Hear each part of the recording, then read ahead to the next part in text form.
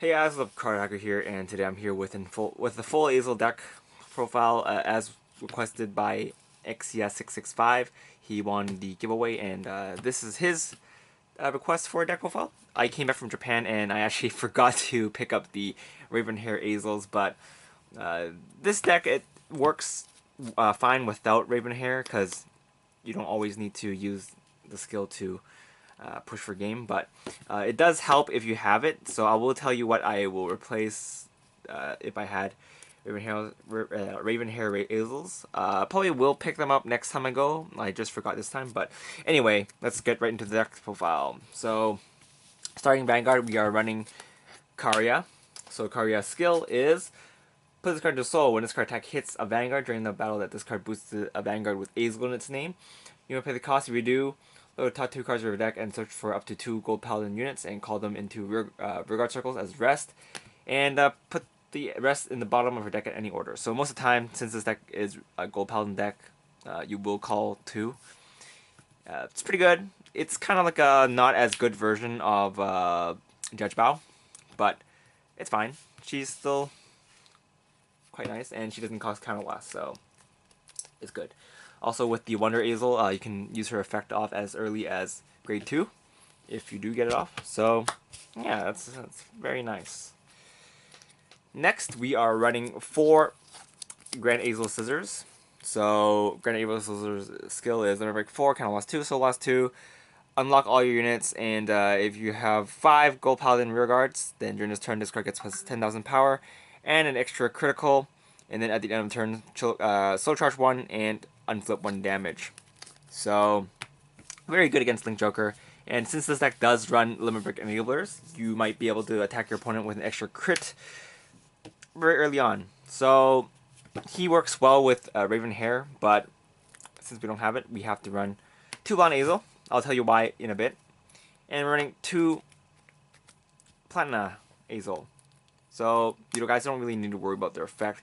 They're mainly here because they're Ezels, and if you ride into him, you can use Wonder Ezel's effect to cross ride into him, so that you have a 13k base. That's mainly the reason why they're here. If you have Raven Hair instead, then run them, but I'm running these 2 instead. So, yeah. But it's fine. They're not as effective, but being a 13k base, Planet Ezel being a 13k base, does help sometimes, especially early game when you're playing an opponent with a deck that doesn't really have big hitters. Then you can guard against attacks fairly easily. So, yeah. Next, we're running 4 of the 12k attacker, Megamegas. So he's a 12k attacker, pretty self-explanatory. If you have a Ezel Vanguard, then he's a 12k. And if you ride into Wonder Ezel, you can use him as early as grade 2. So, it's pretty good. So we're running 3 Wonder Ezels. Wonder Ezel skill is when this is placed on a rear guard circle. If you have an Ezel grade 3 Vanguard in stand position, you can search your deck for an Ezel card and ride it as stand, and then during this turn, that unit gets plus 5,000 power. So if I was running Raven Hair Ezel, I would run 4 of these. But since we're not, running 3 is fine. Him being a grade 3 Ezel, grade 2 Ezel, gives you access to cards. I'm going to move this for a sec. Like him and him. So, if you ride into him, it gives you a little bit of a boost early on. In fact, I might actually bump him up to 4 instead of running 4 of these in Heli. But I'm still sort of testing it right now. But from my current playtesting, the deck works fine. So running 4 Heli. He's mainly here for rush. So the skill is kind of last one. Move this card into soul. When this card attack hits, you can pay the cost. If you do, search your deck, look at the top 3 cards of your deck, and call a unit into a regard circle with no unit in it, and then put the rest into the bottom of your deck. So you get a stack. So the good thing about this deck is that since nothing is generation break restricted, well, there's this gigantic bringer, but he doesn't really count.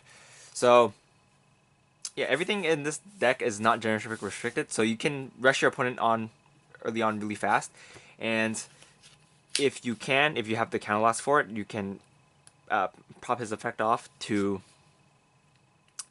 attack, swing your opponent for extra crit.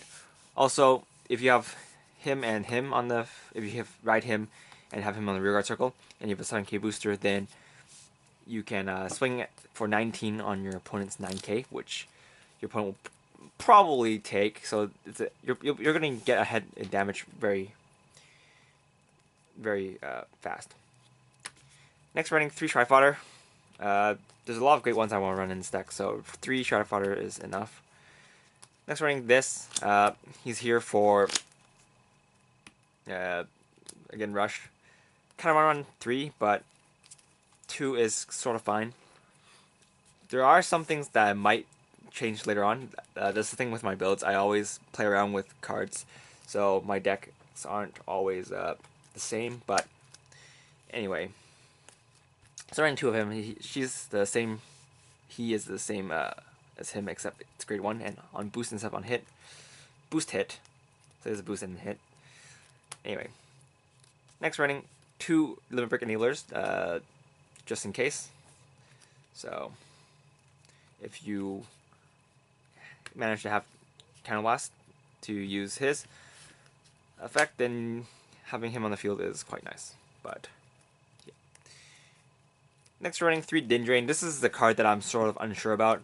She's great when you get her, but when you draw into her, she's kind of like a feel bad card. So might take one of her out for another one of these.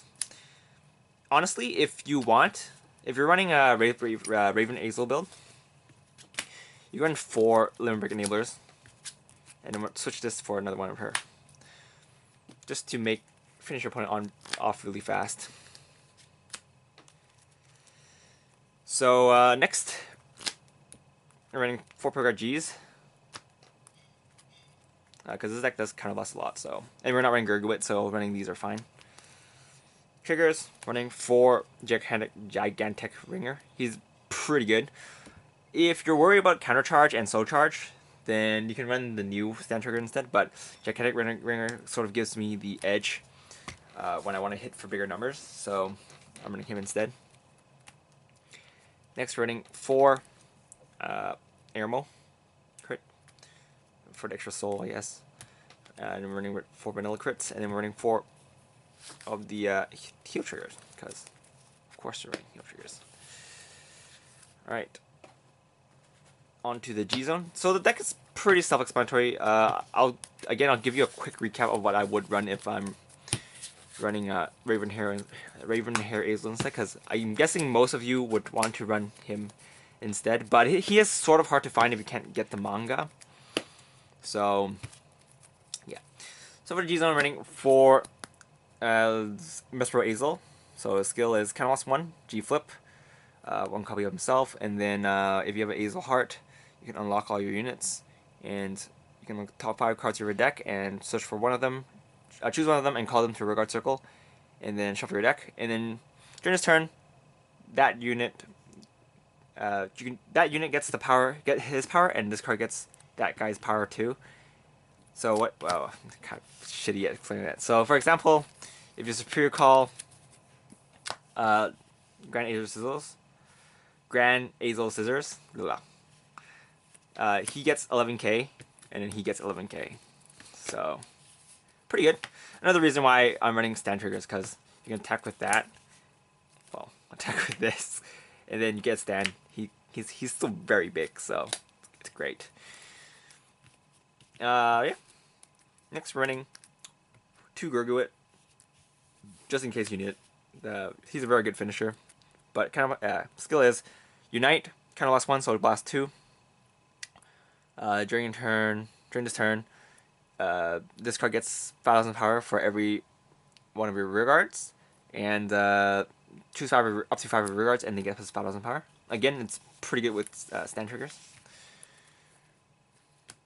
Next, we're running 2 Scourge Point. Scourge Point isn't as good in this deck as it is in a Gurgwit deck, because most of the time, the superior call units you do superior call in this deck is during your battle phase, and you might not always hit. But when you do hit, I guess it's pretty good because then the unit that you called out can attack by himself. So you're not always going to shrine to this guy, but he's nice to have when you need it. Next, running 2 Campbell. Campbell's on hit. When this card attack hits, you can look at the top 5 cards of your deck and then search for one of them and call it to your guard circle, and then that unit gets plus 2,000 power. So, a very basic skill, but it's nice.